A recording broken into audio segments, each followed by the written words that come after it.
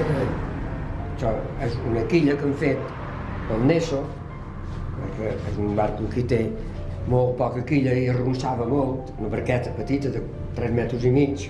Però no...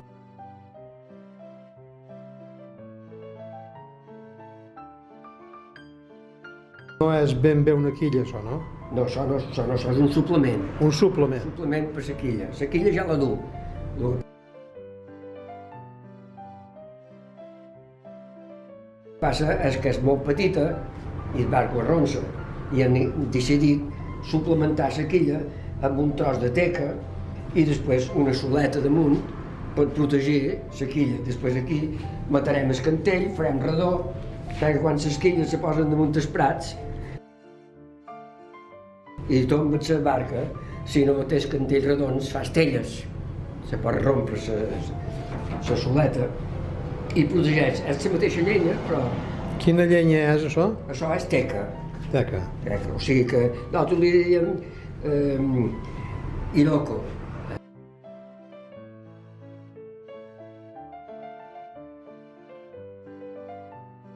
La teca africana es diu Sirocco, no és tan forta com la teca de Birmània i aquestes teques, però com que en duen molt poca i és caríssima, no ja no es fa d'usina. No, l'usina, les usines està prohibit a l'ES i ja no se poden, és que ja no en trobes. Ara aniria a cercar un tros d'usina i no hi hauria cap fusteria.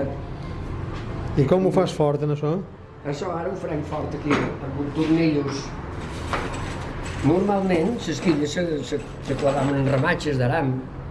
Se passava un rematge, se feia altre rematge i se rematxava de per dins, per la banda de dins. Però, com que nosaltres aquí no ho podem rematxar, posarem un tornillos, això es diu un tirafondos, ser inoxidable. Que no deuen atravessar aquests, no? Aquest no travessa, no us convé que travessi, perquè podria fer aigua i haurien de bastir un mac molt llarg. No se'n fan tan llargs, si fos més llarg seria més gruixat també, seria un monstre. I això normalment ho fem en varilla de 8 o varilla de 10. I quan posaven les quilles a les barques... Varilla de què? Varilla d'aram, rematxada. I a vegades li solien posar unes monedes de velló, eren d'un velló de 25 cèntims, i feien un forat i feien d'arandela. Feien d'arandela. Això, sí, ton pare ho deia a vegades, això. Ara aquí, si tinguéssim vellons, posaríem una arandela, un velló. Per la part de damunt la peça, diguem. Sí, no, dins la barca. Les arandeles se posaven dins la barca. I se rematxaven, se picaven una cabota feta. No damunt la peça d'arandela, no, la peça de la barca. Damunt la peça de la barca quan t'endua. Quan t'endua. Perquè normalment els llegums petits de 25 pams, els bolls de petits no els solen dur. Els més baratos no en duen. No els solen dur de peça. Ara, això... I el revirat aquest que fa la quilla allà baix, que té un pot de... que es revira un poc, això com ho clairàs? Sí, això ho posarem.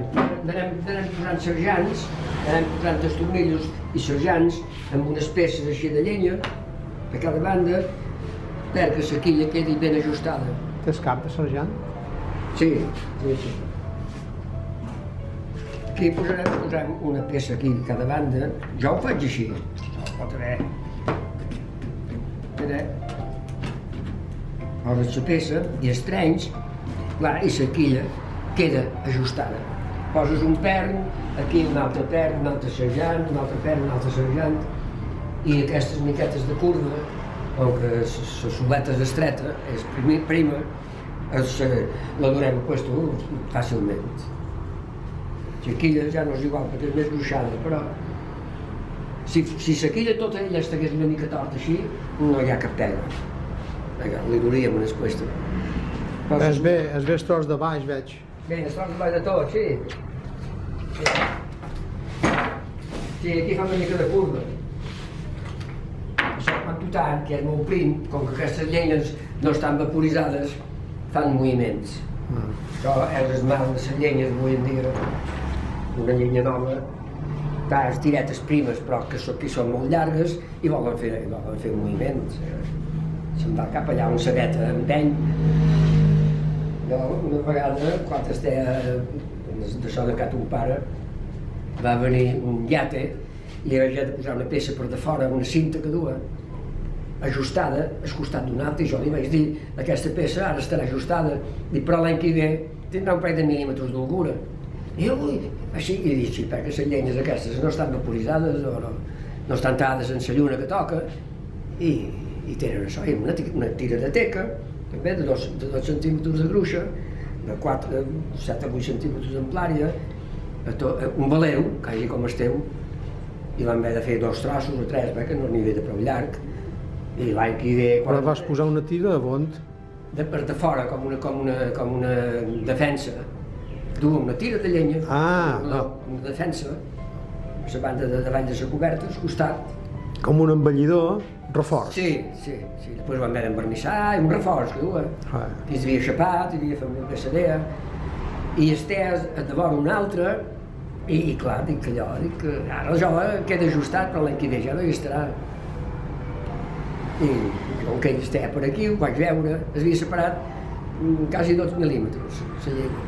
La llenya s'encoeix, quan et seca s'encoeix. Té una forma i humida té una altra. Que feien els mestres de casa, els dàvem una llenya, amb una lluna determinada, tot que era la lluna nova de gener, més o menys per aquí damunt, i després la tiraven dins l'aigua, i la tenien en remull, amb aigua salada, i allò anava amarant. Els mestres d'aixa, Els mestres d'aixa. Mestres d'aixa feien això. La llenya no feien moviment i no en movien mai més. Això avui en dia no ho pots fer. Quan has de fer una reparació d'aquestes, talla la llenya i la llenya se doblega. Molt fàcil.